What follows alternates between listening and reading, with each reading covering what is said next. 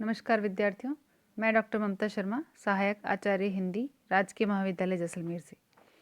आज हम हिंदी साहित्य के द्वितीय महत्वपूर्ण काल, जिसे भक्ति काल के नाम से हम जानते हैं, जिसे हिंदी साहित्य का स्वर्ण युग भी कहा जाता है, कि एक महत्वपूर्ण अंश के बारे में पढ़ेंगे, जिसकी हम दो प्रमुख धाराओं के बारे में पढ़ते हैं, और वो धाराएं हैं सगुण भक्ति काव्य धारा और निर्गुण भक्ति काव्य धारा, जिसके बारे में हम पहले भी पढ़ चुके हैं।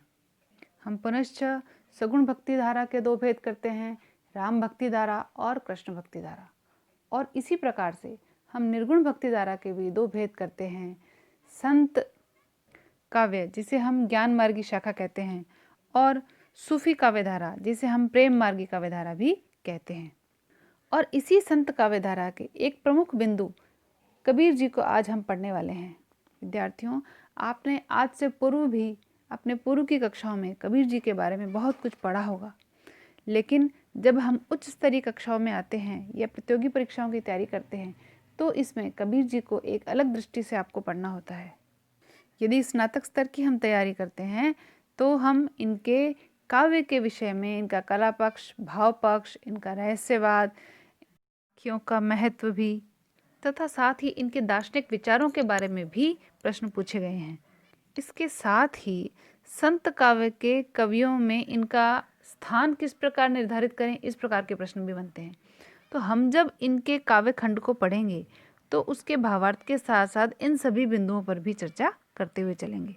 इसके साथ ही जो मुख्य बात है, जो कबीर दास जी के बारे में आपने आज से पूर्व नहीं जानी होगी या हो सकता है नहीं पढ़ी होगी, उन बिंदुओं पर भी थोड़ा थोड़ा आपको ध्यान देना होगा, क्योंकि जब टिप्पणी परक सवाल आते हैं या आलोचनात्मक सवाल आते हैं, उनको लिखने की क्या शैली होती है, ये आपको अलग तरीके से सीखना होगा।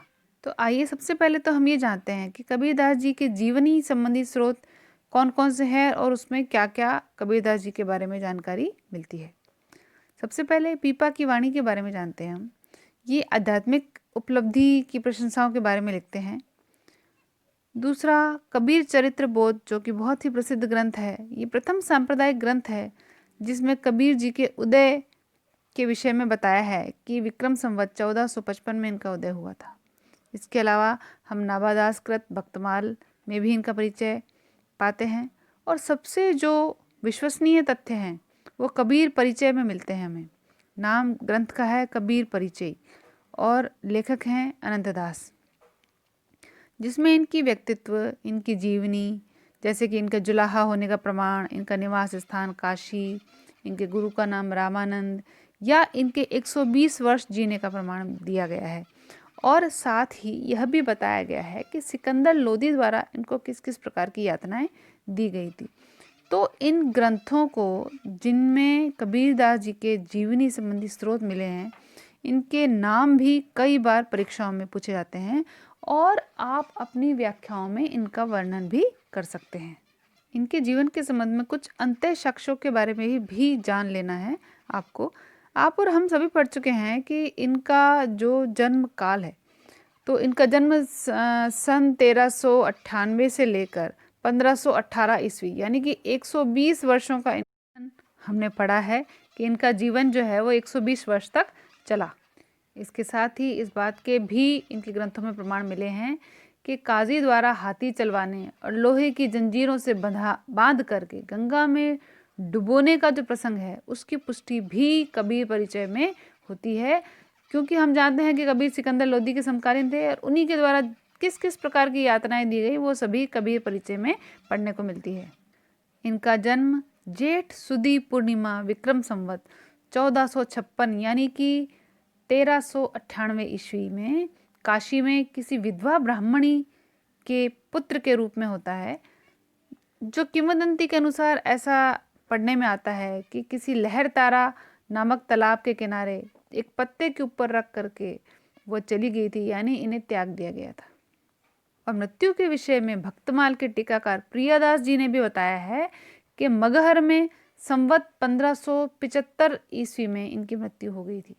ऐसा माना जाता है कि कबीर स्वयं मगहर चले गए थे। जब उन्हें लगा कि मेरी मृत्यु निकट आ गई है तो वे मगहर चले गए, क्योंकि ऐसा कहा जाता था कि जो मगहर में अपने प्राणों को त्यागते हैं, उन्हें कभी भी मोक्ष नहीं मिलता। तो कबीरदास जी यहाँ श्री राम को यानी अपने ईश्वर को, जिसे वह अनंत और घटघट व्यापी मानते हैं, को यहाँ पर एक तरह की चुनौती देते हुए प्रतीत होते हैं कि यहाँ पर मृत्यु के बाद यदि मुझे मोक्ष मिलता है तब मैं मानूं कि मैंने आजीवन तुम्हारा नाम स्मरण किया है। लालन पालन के विषय में हमने सुना है नीरू और नीमा। नीरू का नाम कहीं अली मिलता है, कहीं नीरू मिलता है, जो कि जाति से जुलाहा थे, और उनकी पत्नी का नाम नीमा था। गुरु के विषय में हिंदू और मुस्लिम अपने अपने तरीके से इनके गुरु का नाम बताते हैं।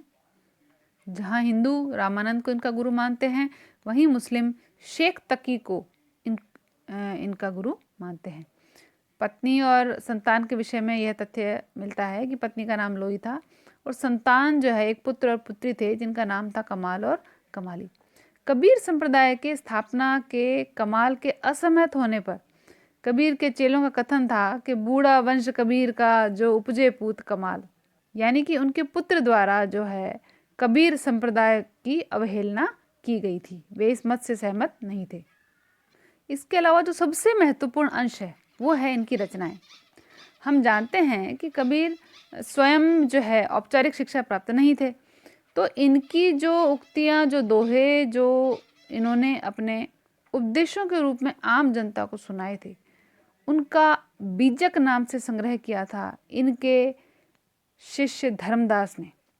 और वो बीजक जो है उसके 3 अंश हैं, 3 भाग हैं, साखी, शब्द और रमैनी। जो साखी है उसका अर्थ ये कई बार पूछा जाता है, साखी यानी ज्ञान की साक्षी। साखी शब्द का मतलब साक्षी है, और वो साक्षी किस चीज़ की? ज्ञान की साक्षी है, जिसमें उनके जीवन संबंधी, सांप्रदायिक शिक्षा संबंधी, उपदेश और आध्यात्म संबंधी बातें आदि सभी का वर्णन किया गया है, जिसकी भाषा साधु कड़ी यानी पंजाबी मिश्रित खड़ी बोली मान लीजिए। ये 5 भाषाओं का मिश्रण, जिसके बारे में भी आगे बात होगी कि इसे पंचमेल खिचड़ी क्यों कहा जाता है। श्याम सुंदर दास जी ने इनकी भाषा को पंचमेल खिचड़ी कहा है, जो कि 5 भाषाओं का मिश्रण है। किस प्रकार है उसकी जब अपन भाषागत विशेषताएं पढ़ेंगे तब इसकी चर्चा करेंगे। साखी के बाद दूसरा जो भाग है उसका नाम है सबद, जिसके अंदर योग साधना एवं भक्ति भाव संबंधी पद हैं। और आपको बता दूं कि सबद और तीसरा भाग जो है रमैनी, रमैनी यानी रामायण, ये दोनों गेय हैं, यानी इन्हें गाया जा सकता है। रमैनी दार्शनिक विचार हैं और रमैनी और सबद दोनों गेय हैं। ये बीजक का महत्वपूर्ण अंश जो है वो रमैनी ही है। कबीर का वाणी का संग्रह जो इनके शिष्य ने किया था, उन्होंने भी रमैनी को ही विशेष स्थान दिया है। इसमें साधारणतः 7 चौपाइयों के बाद एक एक दोहा संकलित किया गया है, जिसे कबीरपंथी संप्रदाय में साखी कहते हैं, बीजक में जिसे ज्ञान 34 कहा गया है, आदि ग्रंथ में जिसे 52 अक्षरी कहा गया है, उसे ही कबीर ग्रंथावली में रमैनी कहा गया है। इस बात के पुख्ता प्रमाण मिलते हैं। अब इसके अलावा कई बार पूछा जाता है कि इस बीजक की भी टीकाएं लिखी गई है, तो हजारी प्रसाद द्विवेदी जी ऐसा कहते हैं कि बीजक पर कई टीकाएं लिखी गई, जिनमें 2 बहुत प्रसिद्ध हुई। एक थी तिरजा की टीका जो कि पुरनदास द्वारा रचित है, दूसरी है महाराज विश्वनाथ सिंह जू देवी की टीका जो कि बनारस से प्रकाशित हुई थी। इन 2 का नाम बहुत चर्चा में आता है। इसके अलावा कबीर ग्रंथावली जो बहुत बहुत महत्वपूर्ण ग्रंथ है, जो कि नागरी प्रचारणी सभा द्वारा प्रकाशित और डॉक्टर श्याम सुंदर दास द्वारा संपादित किया गया। इस ग्रंथ के नाम और इस ग्रंथ के लेखक के बारे में बहुत बार सवाल किया गया है, तो आप इस नाम को याद कर लीजिए। ग्रंथ का नाम है कबीर ग्रंथावली और रचयिता का नाम है डॉक्टर श्याम सुंदर दास। इसके अलावा गुरु ग्रंथ साहब जो कि सिखों के धर्म ग्रंथ है माने जाता है, उसका संकलन 1605 ईस्वी में किया गया, जिसमें कबीर की वाणियों का संकलन मिलता है। उसे ही डॉक्टर राम कुमार वर्मा ने आदि ग्रंथ से इन वाणियों को लेकर के संत कबीर शीर्षक नाम से अलग से मुद्रित करवाया था।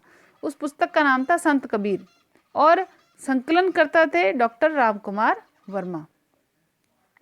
गुरु ग्रंथ साहब में कबीर जी की साखियों को सलोकु या श्लोक कहा गया और कबीर के पदों का सबसे पुराना संग्रह यही माना जाता है।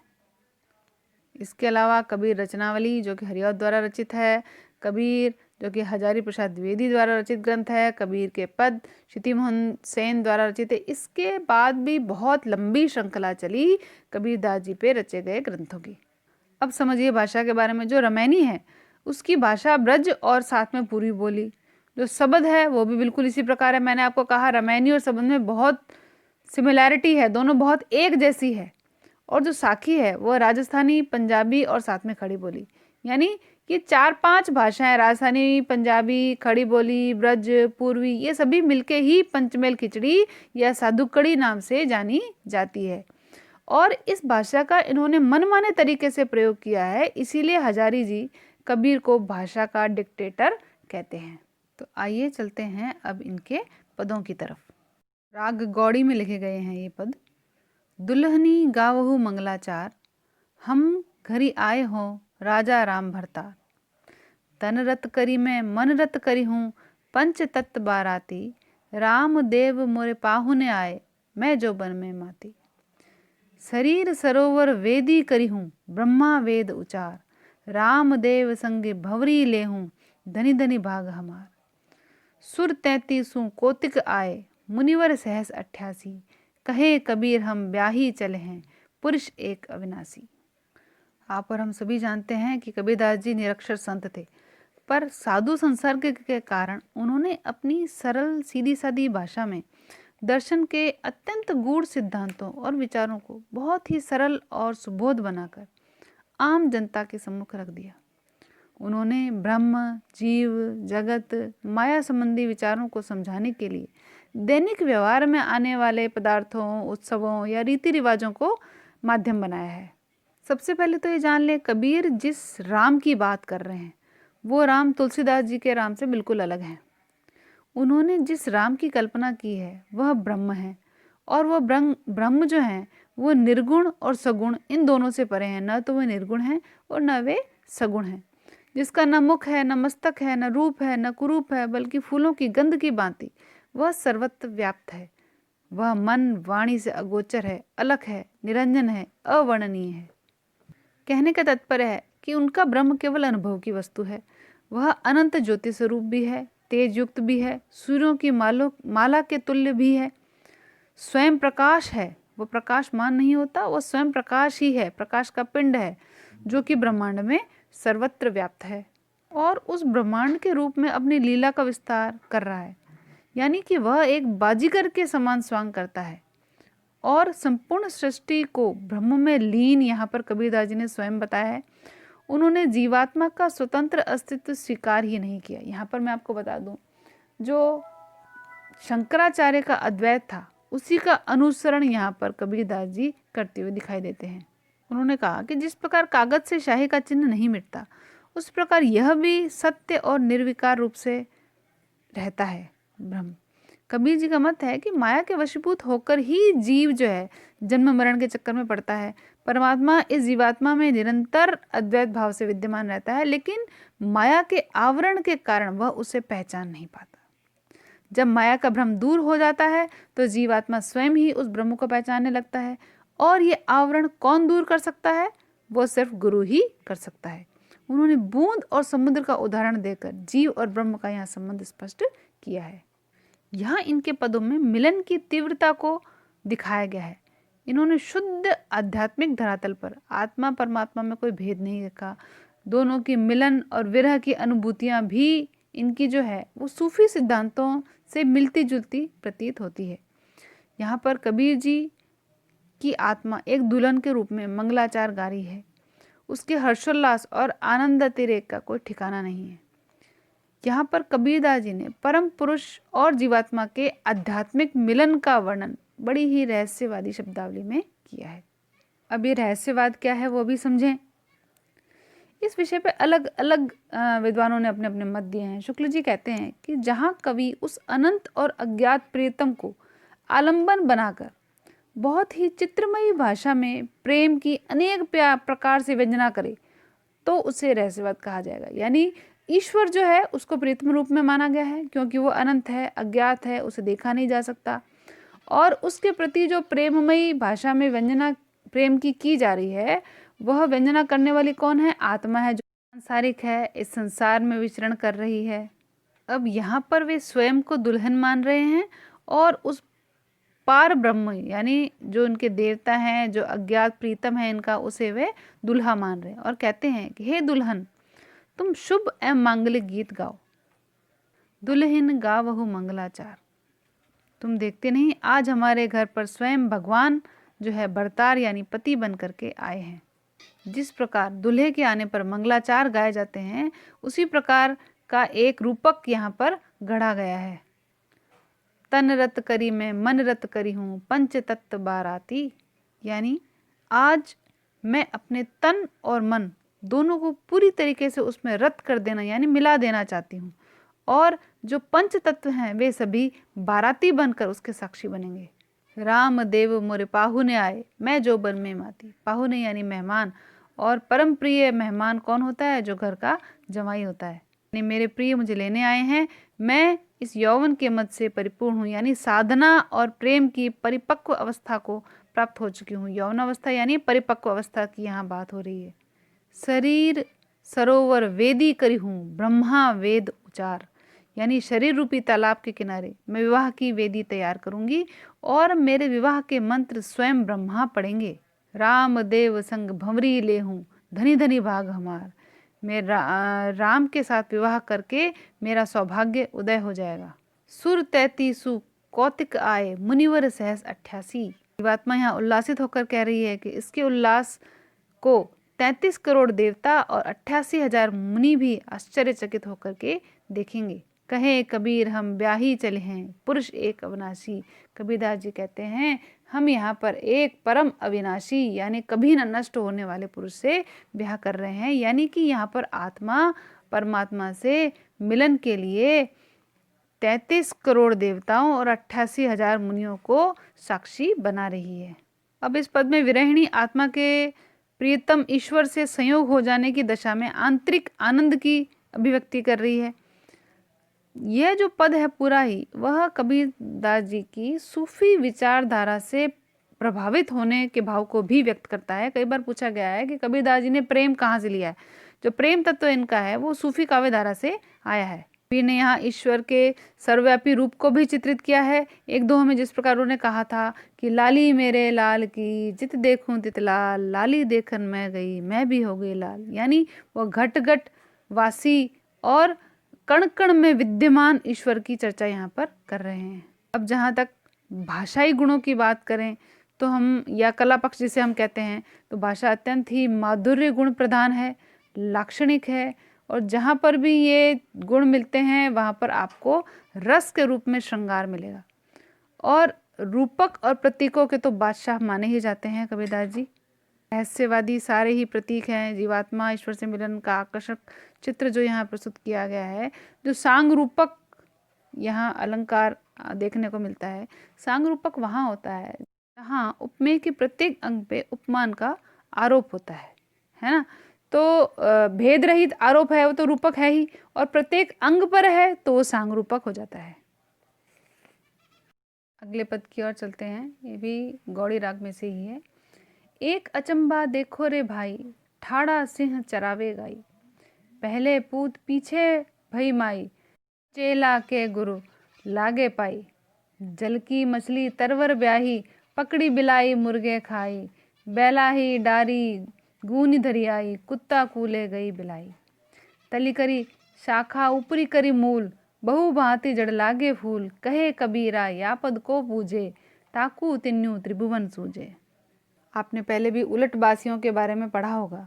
उलट बासी का मतलब ही है टेढ़ी बात, उल्टी बात, वक्र बात, जहाँ पर प्रहेलिका अलंकार जैसा वर्णन मिले। क्योंकि कबीर की साधना पद्धति को समझने के लिए इनकी वक्रोक्तियों को समझना बहुत ज़्यादा जरूरी है। जहाँ पर कबीर स्वयं की मौज में डूबकर आत्मपरक चिंतन से जिस अलौकिक अगम्य निराकार जो ब्रह्म के दर्शन करते हैं और सामान्य भाषा में व्यक्त न करके एक अटपटी वाणी में चित्रित करते हैं, इसलिए उनके काव्य में अनायास ही प्रतीकों और उलटबाजियों का वर्णन हो जाता है। प्रतीक का आशय है संकेत। यहाँ पर इनकी एक अलग विशेषता है उलटबाजी, ये जो उलट बांसी है ये इनकी वाणी में एक अद्भुत रस लेकर के आती है। उलट बांसी यानी उल्टा अर्थ देने वाली उक्ति, जैसे बरसे कंबल भीगे पानी, यानी कंबल बरस रहा है और पानी भीग रहा है। नाव बीच नदियाँ डूबी जाए, यानी नाव के बीच में नदियाँ है और वो डूब रही है। ठाड़ा सिंह चरावे गाय, मतलब सिंह खड़ा है और गाय को सामने बैठ के चरा रहा है। चेला के गुरु लागे पाए, इस प्रकार का वर्णन इन्होंने किया है। यहाँ पर अद्भुत व्यंजना देखने को मिलती है, क्योंकि सिंह यहाँ सांसारिक माया मोह में फंसे व्यक्ति को चित्रित कर रहा है और गाय सूक्ष्म आत्मा को चित्रित कर रहा है, जो सांसारिक आकर्षणों में फंसे व्यक्ति को ईश्वर भक्ति की ओर अग्रसर करता है। इस तरह गुरु स्थूल बुद्धि के व्यक्ति को कहा है और चेला सूक्ष्म चिंतन करने वाले साधक को कहा है। मुर्गा पकड़ गया बिल्ली, पकड़ बिलाई मुर्गे खाए, मुर्गा पकड़ कर बिल्ली को खा गया। आशय है कि सजग साधक माया के प्रभाव को नष्ट कर देता है, लेकिन जो सजग नहीं होता है वो माया के वश में पड़ जाता है।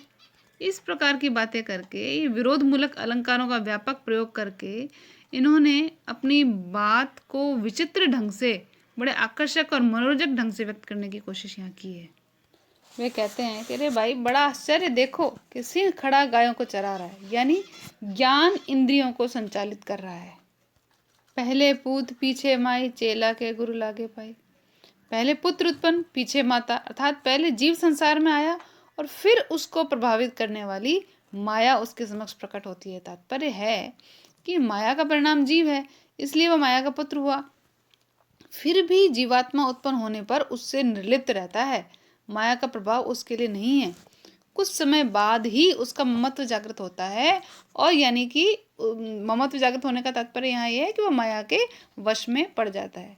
इसी प्रकार चेले के पैरों पर गुरु पड़ने का यहाँ मतलब है जो निष्ठावान साधक है, जो सिद्धावस्था को प्राप्त हो गया है और उसका दीक्षा ग्रह उसको मार्ग दिखाने वाला गुरु है। जल की मछली तरवर ब्याही, पकड़ बिलाई मुर्गे खाए। जल पर रहने वाली मछली वृक्ष पर चढ़कर संतति को जन्म दे रही है। तात्पर्य है कि वासना को पीड़ित करने वाली कुंडलिनी वृक्ष रूपी मेरुदंड पर चढ़कर आनंद की अनुभूतियों को जन्म दे रही है। और पकड़ी बिलाए मुर्गे खाए का मतलब क्या है? बिल्ली को पकड़कर मुर्गे ने खा लिया, यानी साधन जो साधक भक्त है वह माया को नष्ट कर पाता है। बैल ही डारी थूनी, गरियाई कुत्ता कूले गई बिलाई। बैल को छोड़कर गोनी यानी सामान भरने वाली थैली अपने घर पर आ गई, यानी शरीर का त्याग करके आत्मा परमात्मा में लीन हो जाती है। कुत्ते को बिल्ली ले गई, यानी कि माया ने अज्ञानी और लंपट जीव को अपने वश में पूर्णतः कर लिया। तली करी शाखा, ऊपरी करी मूल, बहु भांति जड़ लागे फूल। यहाँ वो कहना चाहते हैं कि मानव शरीर ऐसा है कि जो ऊर्ध्व मूल वाला है, यानी जिसकी शाखाएं नीचे की ओर आती है। शरीर से जो भी फल प्राप्त होते हैं वो ऊपर स्थित जड़ रूपी जो चेतना है उसके अंदर लगते हैं। कहे कबीर या पद को बूझे, ताकू तिन्यू त्रिभुवन सूझे। कबीरदास जी यहाँ कहते हैं कि जिसने इन सब बातों का अंतर स्पष्ट कर लिया, जिसने इन सब को समझ लिया, वही सभी त्रिभुवन को समझने के लायक हो जाता है। यानी कि चेतन आत्मा साधारण जीव का अंतर स्पष्ट करने के साथ साथ माया मोह भौतिक आकर्षणों का जिसने विजय प्राप्त कर ली, इन सभी का विरोध करके, वे ही परमात्मा को प्राप्त करने के योग्य हो सकता है। यहाँ हम कह सकते हैं भाषा अटपटी व्यंजना परक है तो अद्भुत रस देखने को मिल जाएगा, विभावना अलंकार देखने को मिल जाएगा, भाषा के गुण तो आपको बता ही चुके हैं। तो इस प्रकार भाषा की विशेषताओं के लिए एक अलग से आपको प्रश्न तैयार करना पड़ेगा, और साथ में कबीर के रहस्यवाद या कबीर की उलट बांसियां, इस पर भी एक छोटा प्रश्न आता है, उसको भी पृथक से आपको तैयार करना होगा। इसका शेष भाग हम अगले वीडियो में पढ़ेंगे। धन्यवाद।